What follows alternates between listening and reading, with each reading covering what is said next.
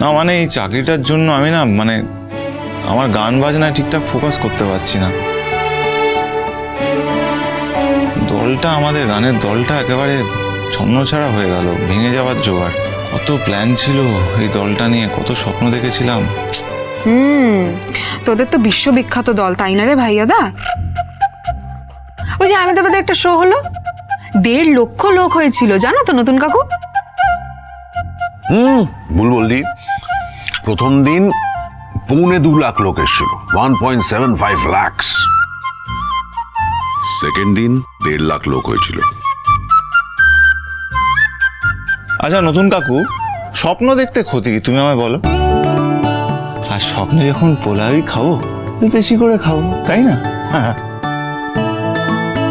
তবে জানো তো, আমার মনে হয় আমার ইউএসএ থেকে একটু ভয়েস ট্রেনিং করলে ভালো হতো। পারবো না, এই জন্মে হবে না আমার দ্বারা, সেটা স্বপ্নই থেকে যাবে। কেন পারবি না? কিন্তু তাহলে গানটাকে সিরিয়াসলি নিতে হবে। তোরা যে কি গান গাস বুঝি নে বাবু, হা হা করে চেঁচাস, 100টা বাদ দি গা গা গা গা ঘুরে বাজে। গান গাইবি তো নতুনের মতো, শুনলে মনটা ভরেই যায়।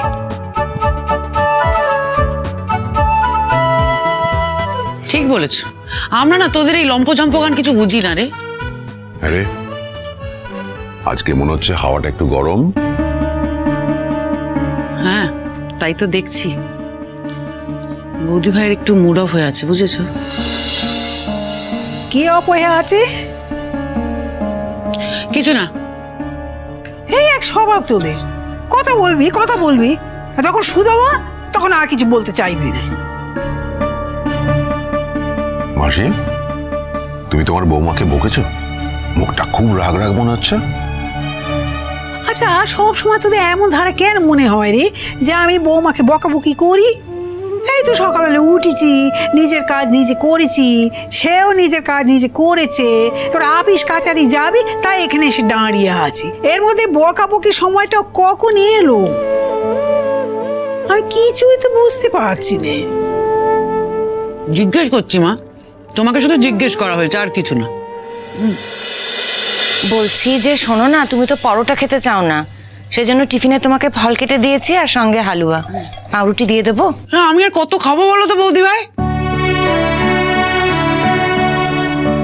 বয়স হচ্ছে তো, খাওয়া তো একটু কমাতে হবে নাকি? আসলে কি জানো তো, আমার ওই স্কুলের কালিগরা তোমার বানানো রান্না খেতে এত ভালোবাসে না। ওই যে 3 জন আছে না আমার সঙ্গে, ওই টিফিনের সময় আমরা সবাই টিফিন শেয়ার করে খাই, ওদের জন্যই তোমাকে বলি একটু বেশি করে দিয়ে দাও। কিন্তু ওরাও আনে টুকটাক, ওরাও নিয়ে আসে। তবে আজকে আর কিছু লাগবে না বৌদি ভাই, ওই পাউরুটি টাউটি কিছু দিতে হবে না। এই তো সুজির হালুয়া বললে, সুজির হালুয়া খাবো, ফল দিচ্ছ, ব্যাস, আবার কি লাগবে না আর কিছু। ওরাও তো আনবে কিছু না কিছু। ও বৌমা শোনো। হ্যাঁ মা বলুন। বলছি যে আপনি তো এখন কিছু খাবেন না, ওরা না বেরোনো পর্যন্ত আপনি তো অপেক্ষাই করবেন। আমি গরম গরম রুটি বানিয়ে রেখেছি, দুধে ভিজিয়েও রেখেছি, ওরা চলে গেলে তারপরে আমি কলা দিয়ে দেবো। আমি আমার খাবারের কথা বলছি না কো, আমি তোমার কথা বলছি। তোমার কি হয়েছে এরা সব বলছে? আমার কই কিছু হয়নি তো। নিশ্চয়ই হয়েছে, কিছু তো একটা হয়েছে তোমার মা। হ্যাঁ আমি শিওর মা, তোমার কিছু একটা হয়েছে। তোমার শরীর ঠিক আছে তো? আমার শরীর খারাপের কথা কোনোদিন তোমাদের কাছে বলেছি নাকি? না, শরীর খারাপ বলছো না বলেই যে শরীর খারাপ হয় না সেটা তো নয় মা। এই কদিন তোমার যথেষ্ট খাটাখাটনি গেছে, আজকের দিনটা তুমি বিশ্রাম নাও।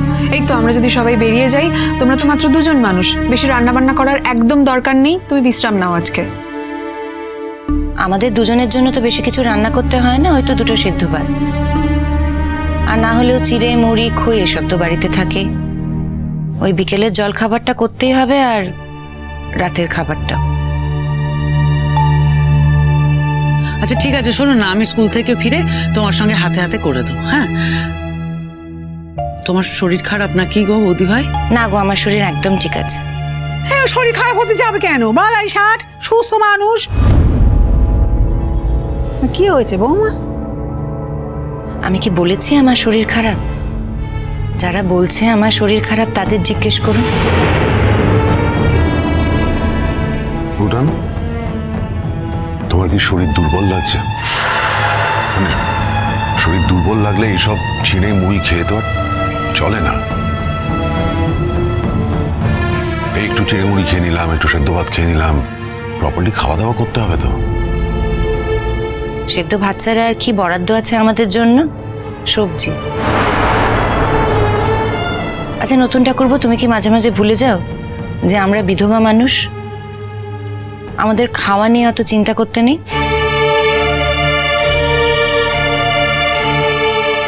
উঠান, কি হয়েছে তোমার? কিছু হয়নি। আমার খাওয়া নিয়ে কথা বলো না তো, আমার একদম ভালো লাগে না। মা, তোমাকে বলতেই হবে তোমার কি হয়েছে। আমি যদি বলিও আমার কি হয়েছে, তাতে কি বদলাবে কিছু এই সংসারে? এই সংসারে যা যেমন চলছে তা তেমনই চলবে। কি সকালবেলা উঠে তুমি মেজাজ দেখাচ্ছ কেন সকলের ওপরে? হ্যাঁ, এভাবে কথা বলছো কেন? কি হয়েছে সে কথা বলবে তো। আমি কারোর ওপর মেজাজ দেখাইনি মা। আমাকে এভাবে খোঁচানো হচ্ছে কেন? আমি তো নিজের মতো কাজই করছিলাম। সবাই মিলে কেন আমাকে জিজ্ঞাসা করছে যে আমার কি হয়েছে? আমি কি বলেছি আমার কিছু হয়েছে? কি হয়েছে বলো না বৌদি ভাই, তোমাকে এরকম দেখলে ভালো লাগে বলো তো? আমি তো আর কোনো পাপেট নই যে দম দিয়ে দিলেই পুতুলের মতো নাচ করতে থাকবো। আমি তো আর কোনো পাপেট নই যে দম দিয়ে দিলেই পুতুলের মতো নাচ করতে থাকবো। আমারও তো শরীরে এখনো রক্ত আছে, মাংস আছে। রক্ত মাংসে গড়া মানুষ যেরকম ভাবে আচরণ করে আমিও ঠিক সেরকমই করি। হ্যাঁ, বাকিটা কথা বলতে পারে, আমি পারি নাই যা। তার কারণ আমি যদি বলিও তাহলেও সংসার সংসারের মতোই চলতে থাকে। আমি কিছু বললে কোনো কাজও হয় না। আচ্ছা মা, তুমি খুলে বলো না কি হয়েছে তোমার। আচ্ছা এই যে এখন আমি কলেজ যাব, একটা কি অশান্তি নিয়ে যাব? কেন মা? আমার জন্য তোমাকে অশান্তি পোহাতে হবে কেন? আর আমার যদি কিছু হয়ও বা, তাতে তোমার কি বা যায় আসছে? কেমন মা, কি হয়েছে তোমার বলো তো? হ্যাঁ, কি হয়েছে? আমাদের বাড়িতে না এসব চলবে না। দাদা ভাই তুই বল, আমাদের যখন মন খারাপ হয় মা কিন্তু ঠিক পটিয়ে পাটিয়ে জেনে নেয় কি হয়েছে, আমাদের মনও ভালো হয়ে যায়। নিজের বেলায় বলছে না। বলো তো মা, বলো কি হয়েছে, বলো বলো। আমার কিছু হয়নি, আমাকে ছাড়, ছাড় আমাকে। ছাড়বো না, তুমি যতক্ষণ না বলবে তোমার কি হয়েছে ছাড়বো না। বলো। বুবলাই, কাল তোমার শ্বশুর বাড়িতে তোমার আপ্যায়ন কেমন লাগলো?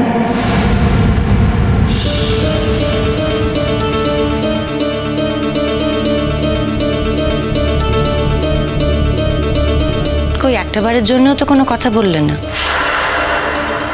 আমার তো মনে হয়েছিল যে কাল বাড়ি ফিরে গোল টেবিল বৈঠকটা তুমিই ডাকবে,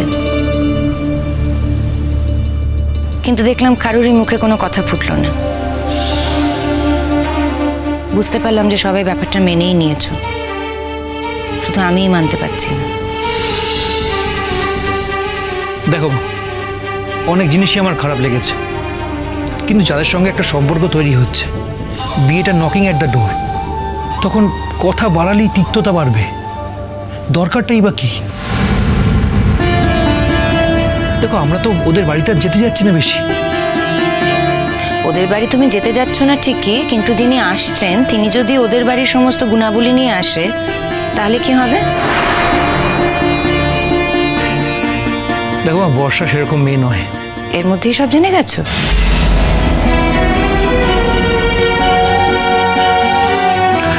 দেখো মা, সব কি একেবারে জানা যায়? মানে এর মধ্যে যতটুকু কথা বলেছি, যতটা জানা গেছে সেটাই আর কি। তার মানে কাল যা হয়েছে তাতে তোমার কোনো আপত্তি নেই, তাই তো?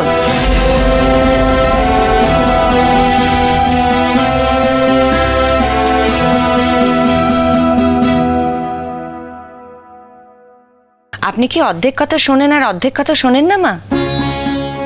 বুবলার যদি সেই বোধ থাকতো না, তাহলে ও নিজে এসে বলতো যে মা এই বিয়ে আমি করব না।